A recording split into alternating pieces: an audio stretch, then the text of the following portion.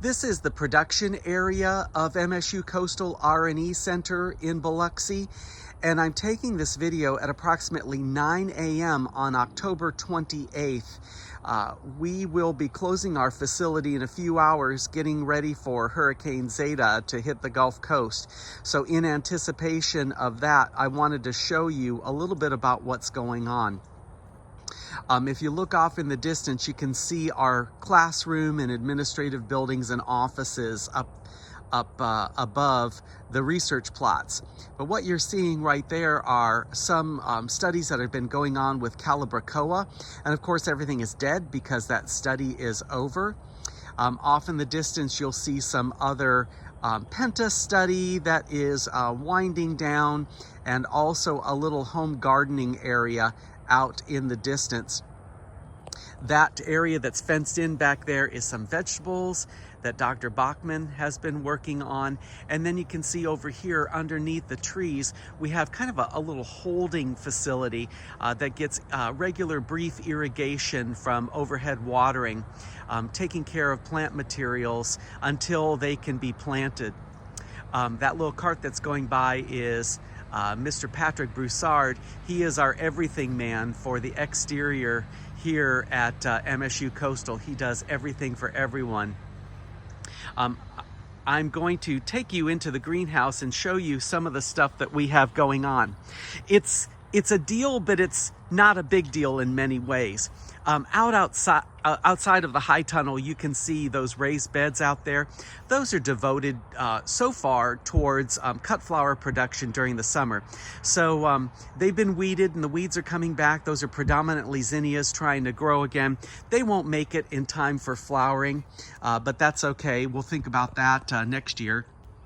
Getting the beds prepared in this high tunnel for various cut flower production that's going to be going on. Talk to you a little bit about some of the trials and tribulations that we have at this point. These are violas that went in about 3 weeks ago, and you can see a lot of them are dead. It's, you know, just a part of what we're trying to do. I think we've got a bit of an irrigation problem going on here, and it makes me concerned for the kale that's down at the bottom of this row. The connection is actually down here, and so I'm going to see if I could get some help from some of the other experts here on what might be going wrong, because we've got a lot of heavy drip there, and then all of a sudden it stops. In terms of violas being a good cut flower, it's not really the case, but we grow these because our master floral designers and other groups use them to create pressed flower pictures. So, you know, I have like a flat of these going on, and there are replacements that are on the way. I don't worry too much if things die because seeds are inexpensive. And then I've got a variety of kale that have been planted here, and they seem to be doing okay so far. The spacing on them is very close because I'm trying to get them to stretch up tall and to grow some long stems for use in floral design. Some varieties of kale are better than others, but we're just kind of taking a look at these here, and whatever we get out of them is going to be gravy. Much of this greenhouse high tunnel is going to be devoted towards bulb production.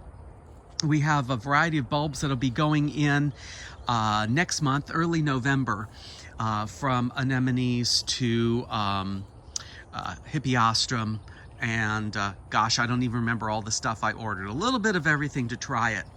We have poinsettia trials that are going on at our South Branch Experiment Station in Poplarville, which is approximately an hour north of Biloxi. But I brought a few of these plants down just to put into the raised beds for use as cut flowers. So I have a few different varieties that are coloring up here. You all might be interested in seeing some of these. This is Autumn Leaves. Burning Ember is just coming into color, and whatever that dude is back there. This one over here is the Winter Rose, and that one I think is especially nice as a cut flower because it lasts a very long time. And this one is Snowcap, so it wants to put out those white bracts. So little by little, we're getting the color associated with a Christmas time poinsettia. Next up in the beds, this one I haven't labeled it yet. It's just me at this point. We had a research associate who worked with us for several years, and he left. He went on to another career, and so right now we're actually looking for someone to help. So it takes me a little bit longer to get this stuff done. But these are Bells of Ireland, Malucula leavis, and they are doing real well. They've been in the ground for about a week now, and they're really starting to take off. And then, of course, I've got snapdragons, and this first batch here is the Potomac Ivory. Then the next batch, not labeled yet with the big label, but the small label, you can see how it says Costa Silver. And then last but not least, Madam Butterfly Ivory, which typically do pretty well as winter production. So these are nicely growing along. This high tunnel, it seems like over the past few years with my work in it, the coldest time of the year for it is right around Christmas and the first week or two of January. So when we close our facility down, according to the university schedule, closing down around December 20th, we lower the sides of the high tunnel and we just leave it. Then when we come back, we open it up and leave it the way it is, as you can see now, with the sides and the ends open. This is a trial of some different types of chrysanthemums. And these have been, some of these have been really babied. They're coming along, and it looks like I'm going to be able to have cut flowers from these by the end of the week. I wish I could remember to tell you when these went in. I'd have to check my records, but it was from small rooted cuttings in unrooted cuttings that we received and popped in this summer. So this first one is Marl. These all came in as unrooted cuttings from Kings, and this one we've been growing as a spray. We tend to like anything that is kind of maroon color here because it's our university colors are maroon and white, so I tend to be partial towards trialing those colors, but not in everything. And so this one's going to be looking pretty good. Maybe Dr. Newman can help me with some of this. Some of the foliage doesn't look really good. Whenever we have problems with insects, and I could see a little something going on here, so that's maybe some leftover from some kind of chewing insect. Whenever we have problems, we tend to gravitate towards soaps, and we use a lot of more consumer level controls, or you don't really control them, you just kind of well, you control them, you don't eradicate them. So if I see a problem, they get hit with a little soap and we move on. This variety is called Piranga, a real pretty kind of bronze spray mum. I don't know that I'm doing these absolutely perfectly, but to me, they're going to be just perfect for floral design, which is really more my forte in higher education. Sadly, I don't have the students in face-to-face classes, so it's okay that I have just a few plants from 4 varieties because it would be a lot to waste, but our secretaries here are really happy right now. This one is a variety, it's called Icicles, and it's being grown as a standard. And you learn in floriculture class that if you're growing a standard chrysanthemum, you need to get rid of these little side shoots. And you can see where this was pinched approximately 1 week ago and how it continues to grow. So I come through here with my cut flower knife or scissors, or like right now when I don't have anything on me, and just manually remove these side shoots to continue all of the concentration of the plant energy going into the production of these nice large flowers at the top. Now these dudes had some trouble with insects as we were rolling along, and so I used some insecticidal soap, and what do you see? Some phytotoxicity on those outer petals. So that's the price I had to pay with that flower. That's going to really wreck this, but it's not completely there yet.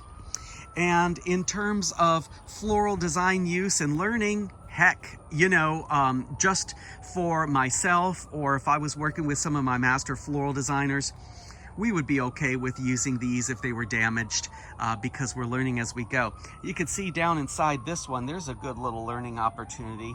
I see somebody that has made a nice handy home. Oops, sorry.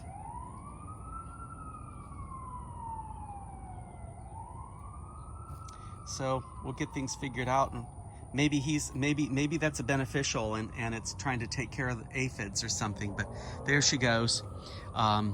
We'll keep on learning from that. But this is yet another variety. This one is called Coral Reef. So it's going to be more in the bronze family, I'm sure, once it colors up. Lots of removal, especially over the past last 4 to 5 weeks prior, of these side branches coming up. So a few of these are a little bit more stunted down here, I think because of insect problems.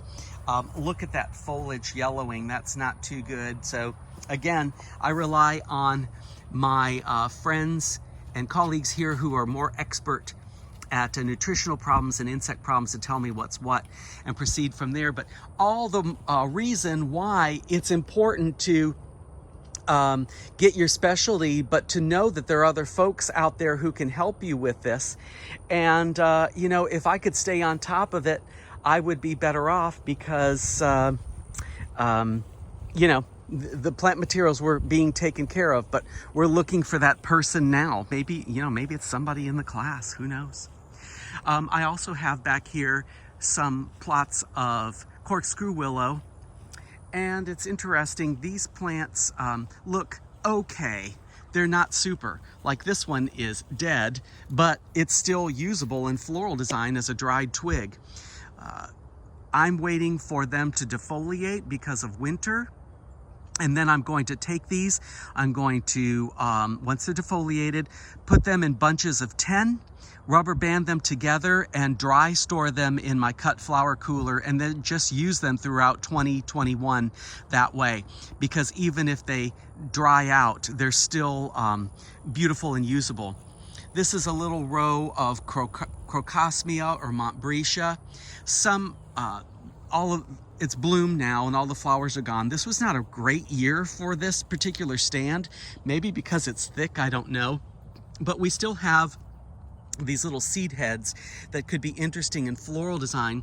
Some varieties are better than others when it comes to leaving really beautiful fruit. Some varieties, and I don't know what they are, they would be larger and more colorful, so they're great for fall arrangements. Next up, I have Elaeagnus pungens, a variety of that. We started some cuttings and then we made a row of it. This is a great plant material for floral design, whether it's small scale for these shorter branches, or these long water sprouts are really great for larger floral designs for weddings and events. If a florist has to decorate an altar area, and you know, some churches are very big and you need a large scale floral design, these can be great, and they can help the floral designer create a really large scale, airy, elegant arrangement for not a lot of money. And as one of my colleagues here at Coastal said, with Elaeagnus, you know, you just kind of plant it in the ground and you stand back for us down here in the deep south. And this is yet another row of corkscrew willow. These were from cuttings taken from that first group. So you can see these look really more healthy. I've not cut anything from these, so I'll probably go ahead and cut these all back. It's going to be a big year for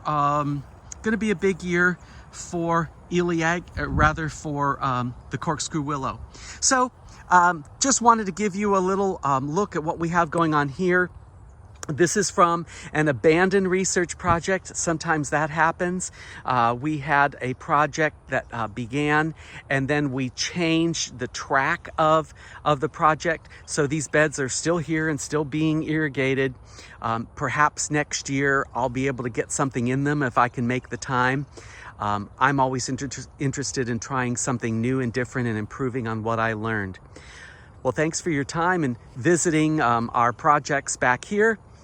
and we'll talk to you some more about floriculture.